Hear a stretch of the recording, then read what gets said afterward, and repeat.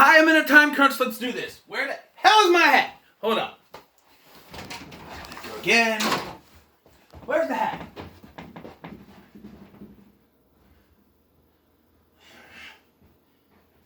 Happens when things come around and you have to spend 45 minutes looking stuff up. Okay, we're talking about Home Alone 2, Lost in New York, or you could say Home Alone 2, almost the same stuff all over again. Because this movie is basically a rehash. A rehash that takes 2 hours to complete. Basically, the same beats happen. Kevin has problems with his family. Something happens that leads to him being, instead of left behind, something happens where he is separated from his family, I should say. He meets an odd, strange person that he's afraid of at first, even though he shouldn't be. The wet bandits are around, and once again, Kevin is left alone in a place where he gets into trouble, and then it culminates with this big fight against the wet bandits, where he constructs his whole entire house to basically kill them, and then the family all comes back together, but then there's something at the end that happens, and this takes 2 hours to tell the same story, basically. And the first thing I want to talk about is Buzz. No, the first thing I want to talk about is a mistake I made. It was not people sawing the trees that knocked out the power in the first film. It was the wind. You know, you could say winter wind or just Chicago wind. Knocked out the power, and yeah. And they say it's going to take a while to get the power back up. When Kevin wakes up, the power's back on, and they're gone. So how long was Kevin asleep for? I don't know. Anyway, in this film, first thing I want to talk about with this film is Buzz. Because, okay, so I get that what Buzz did in the first film, you know, bugging him, you know, taunting Kevin, eating his whole pizza. They didn't see that. But they see Buzz, in this point, they're at this pageant thing, and Buzz is messing around with Kevin's ears, which results in Kevin pushing him. Buzz falls down and takes everyone else with him, because he's big son of... But Kevin is the one that gets in trouble. Yes, you can say, oh, but Buzz apologized. He didn't mean it. Even they know he didn't mean it. Even they knew he didn't mean it. It's an act. They know their son. Okay, parents know their children. They know he's lying, but they take his side anyway. Because Kevin has to get in trouble again. So he sleeps upstairs again, even though that doesn't play into anything in the film. We're just going to repeat everything. It's like a script from the first one and say we need to add more to this. Like, instead of him being stuck at home, he's now stuck in New York. Where we have a cameo from former President Trump. And, yeah, let's just not talk about that. And then he's in the Plaza Hotel, where you have the best character in this film played by Tim Curry. Best character in the film, bar none. But then you have Kevin. Now, I understand. Okay, so in the first film, you had the old man.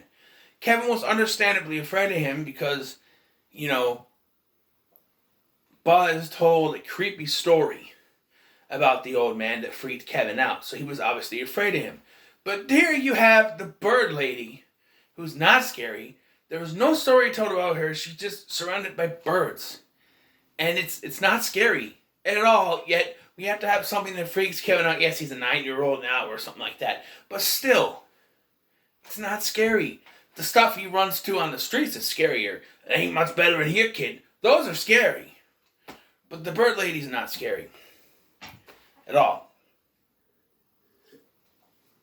And, you know, you redo the Angels with Filthy Souls thing from the first one, which I didn't talk about, but it's here. It's Angels with Filthier Souls, which is the fake sequel.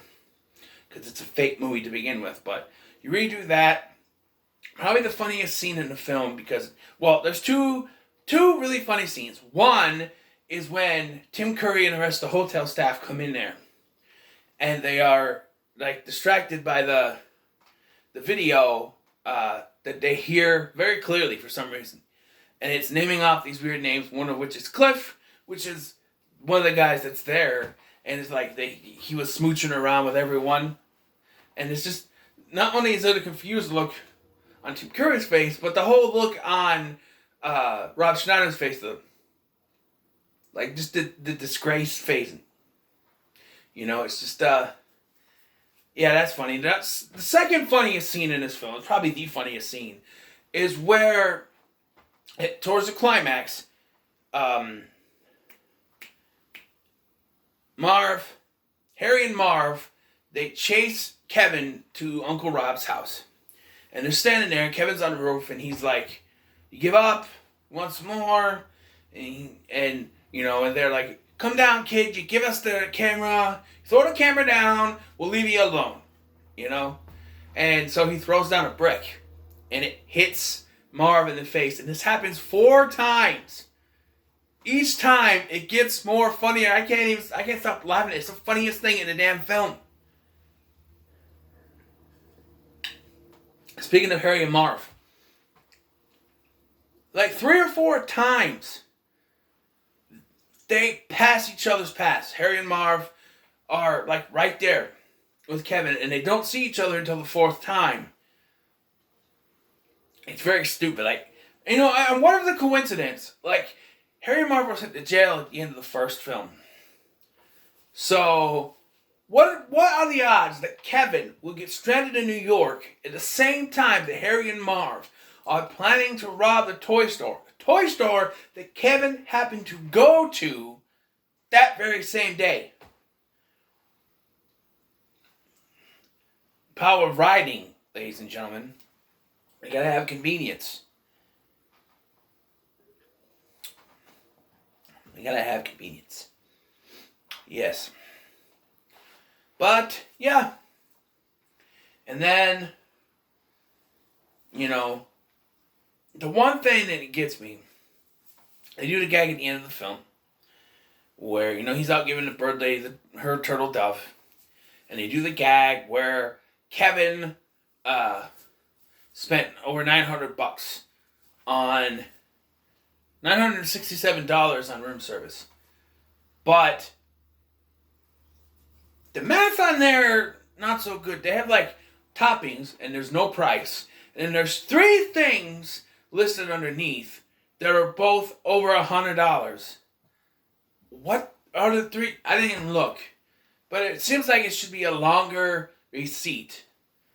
But it's just, and they had this whole bunch of papers, but it's all one little line. I don't get it, I guess. I don't get it. John Hurt. I don't know. But why did we need that at the end? The thing with the room was fine at the beginning. At the end of the first one, I mean. And here, why do we need a second film? By the end of the first film, you resolved all the story plots. Kevin and his mom have made up. The whole family's come together. They're all happy family again. But then by the beginning of this film, they're all at each other's throats again. And then they have this pageant thing, and that screws everything up again. And then, I understand Kevin destroying the room thing. He'd get punished, and he'd have to help or put Buzz's room back together. That's a minor thing. But this, if they did make a third one with Macaulay Culkin, he'd probably be dead. I mean, that's why the third one doesn't have Macaulay Culkin in it, because Kevin McAllister is dead. Although they did do a 4th one with Kevin McAllister, but it's not Macaulay Culkin, and I don't want to talk about that because, look, actually, I'm gonna end up doing a review for the 3rd one. Maybe, possibly. So, wait for that. But as it stands, is Home Alone 2 really necessary? Not really. Is it entertaining? God, yeah. Yeah, jeez. It's entertaining as all hell. So I would say, if you want to be entertained, I mean, there's a point in this film where Russell Crowe, like, you could have the bricks being thrown at Marv, and then after the fourth brick, you can cut to Russell Crowe from Gladiator going, "Are you not entertained?" Because that's entertaining as hell. So what score do I give it? I'm gonna give it 8. It's enjoyable, but unnecessary, but it's entertaining as all hell. So it gets 8 out of 10 for me. So what are your thoughts on Home Alone 2? Let me know in the comments below. Make sure you like, share, and subscribe. Thank you for watching. I've been Scotty.